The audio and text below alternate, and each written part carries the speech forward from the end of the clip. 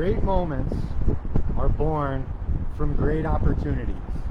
Famous words of Herb Brooks in his pregame speech when the United States of America played the Soviet Union on February 22nd, 1980.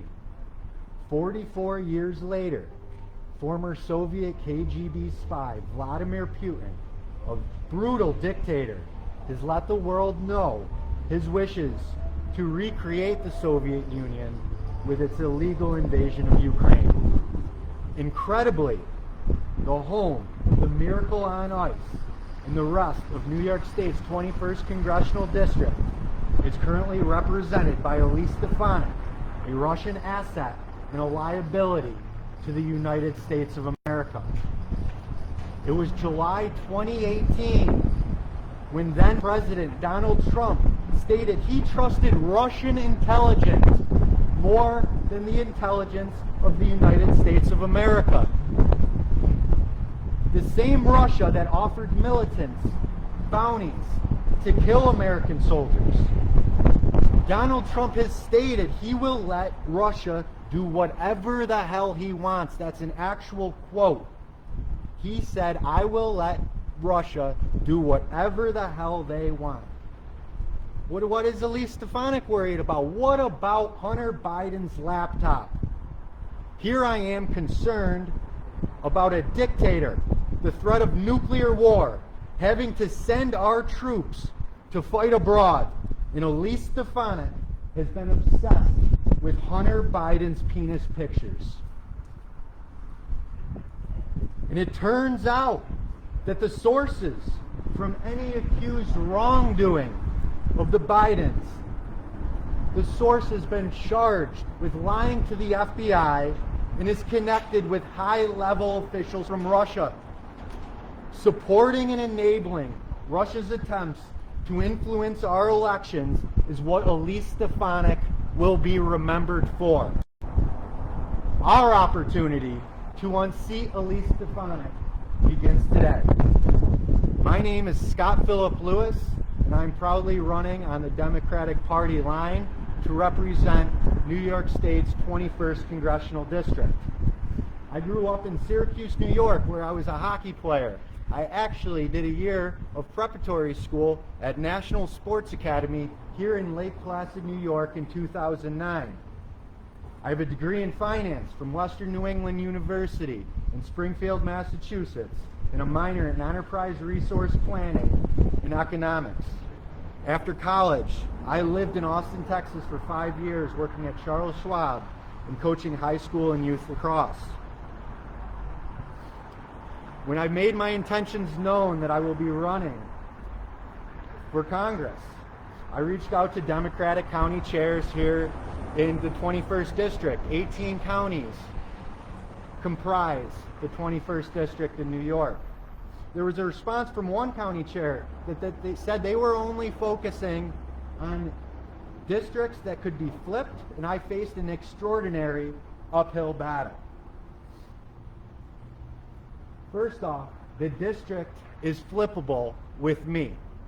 Second, I chuckled at the notion of an extraordinary uphill battle, especially here in New York State's 21st Congressional District, where we are full of examples of extraordinary uphill battles. From Ticonderoga, in the home of many other battles of our American Revolution, showcases the extraordinary uphill battle the United States of America had to endure to secure its independence. And here at the Olympic Center in Lake Placid, it was a David versus Goliath game when a group of college kids defeated the most powerful hockey team in the entire world during the midst of the Cold War. We all face uphill battles, some more extraordinary than others, but nonetheless uphill. After all, the fight for democracy is a continuous uphill battle. But preserving our unalienable rights of life, liberty, and the pursuit of happiness will always be a battle worth fighting. We, the people of the United States, in order to form a more perfect union, establish justice, ensure domestic tranquility, provide for the common defense, promote the general welfare, and secure the blessings of liberty to ourselves and our posterity, do ordain and establish this Constitution for the United States of America. That's what I care about. That's what I stand for. I was involved, taking a step back here, I have to address the elephant in the room. I was involved in a hit-and-run accident that left me with a concussion. PTSD developed, and I am not ashamed to admit, an alcohol abuse disorder. The elephant in the room is that if you Google my name, you will see my mugshot from a live PD driving while intoxicated arrest in Austin, Texas in January 2019 that left me with a broken shoulder after I had a panic attack in jail from learning about live PD's unlawful broadcast of my arrest. It was advertised as happening unfiltered and unfettered and happening in real time. It was the furthest from the truth. It was edited and manipulated for entertainment purposes. Javier Ambler, 2 months after my arrest in Austin, Texas in January 2019, Javier Ambler in the same county was tased to death for not dimming his headlights as live PD cameras were there to film. Police were engaged in law entertainment and not law enforcement, which again resulted in a man being tased to death for the crime of not dimming his headlights. In my experience, when I was strapped to an immobilized chair, I prayed over and over again because I thought there was a good chance I would die that night. And I asked God to help me survive so I could shine a light on what was being done. There are two differences between Javier Ambler and myself. One, he's dead and I'm not. Why is that? Second difference, he's black and I'm not. I think that might be the answer. That's why ensuring civil rights and ending racism are top priorities and goals of mine. Javier Ambler law has been signed in Texas forbidding law enforcement from contracting with reality television shows. I think it's a no-brainer that this should be federal law. Second, women need the freedom of choice. Elise Stefanik wants to control women's bodies. I will fight to ensure that women's right to choice remains intact. We are going back in time. There are people who want us to go backwards. There is a politician in North Carolina right now who doesn't want women to vote. The 19th Amendment passed 1920. They want to go backwards. I think there's people that want to go back to slavery. That's how far backwards I think some in this country want to go. Some will want to talk about the economy. The economy is important to me. Some will say, Elise Stefanik, Bidenomics is the cause of inflation and why things are so much more of a problem than when Donald Trump was president. Let's look at the facts.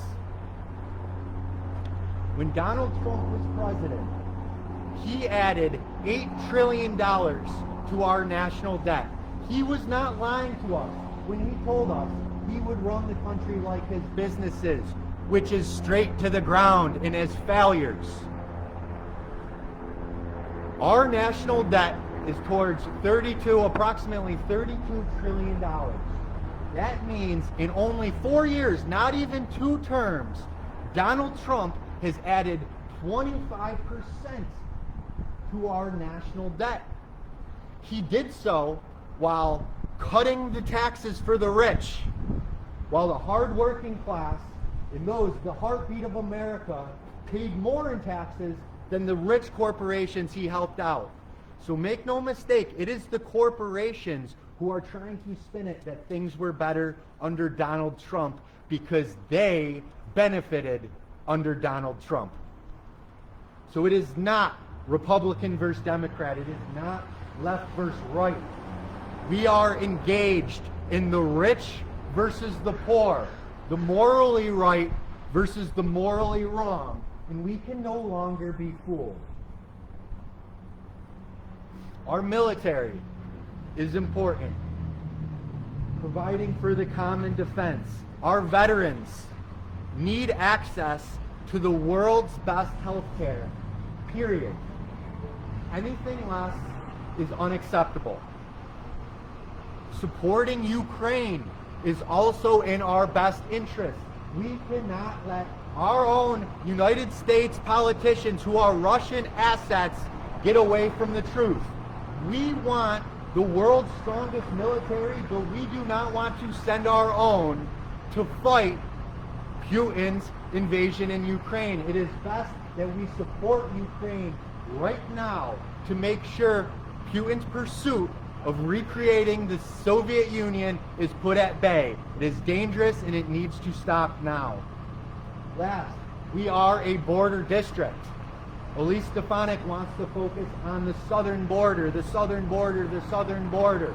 She has her own border to worry about, and there are problems here as well. Elise Stefanik has shown that she is only worried about creating chaos and pointing at the problem. Look at what happened at the southern border. There was a bipartisan bill.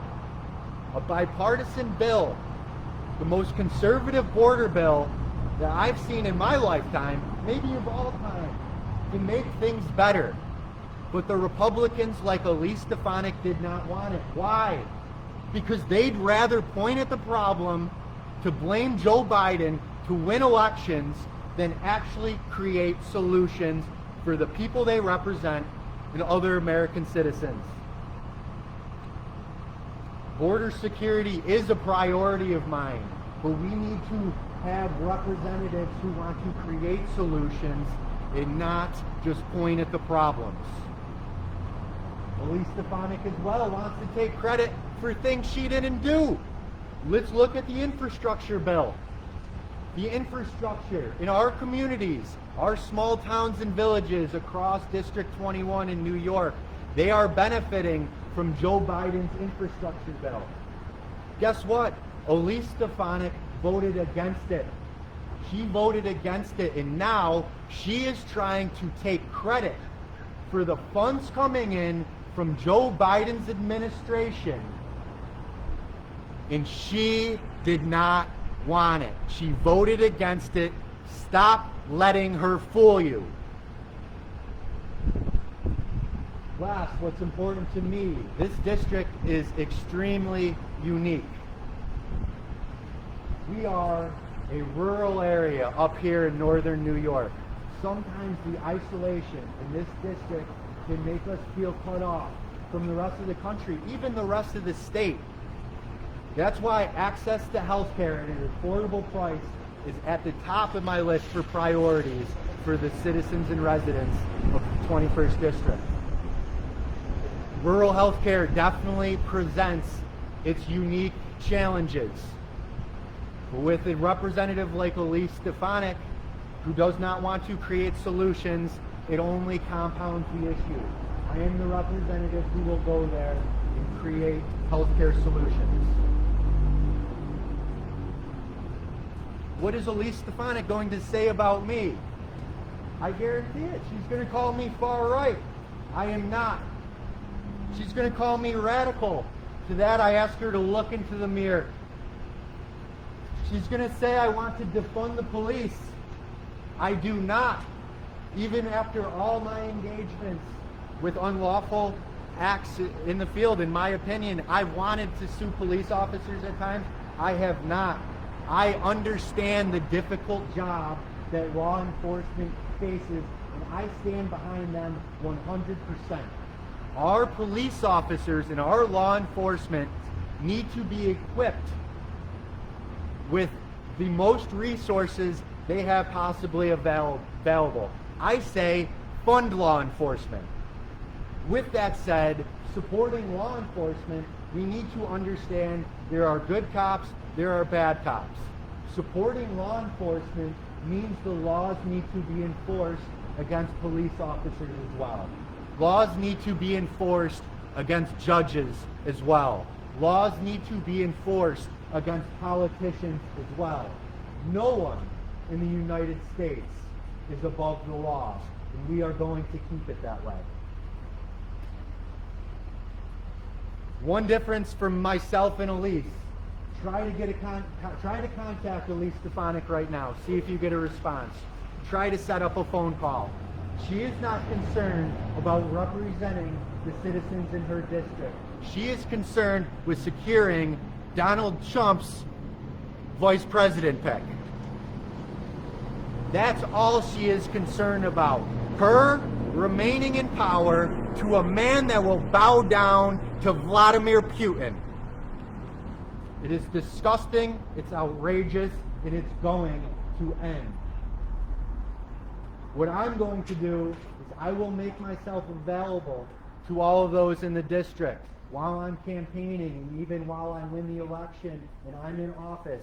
I am going to block out periods of times where I will make myself available to hear from the citizens, hear from the residents, from the problems that they are facing, so I can create solutions.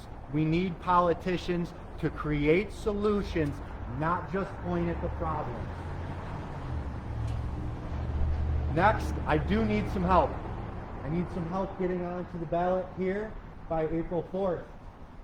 I would like some volunteers to get behind me to make sure that we defeat Elise Stefanik and preserve our sacred democracy here in the United States of America. I have a website that can be found at scottphilliplewis.com. That is 2 L's in Phillip there.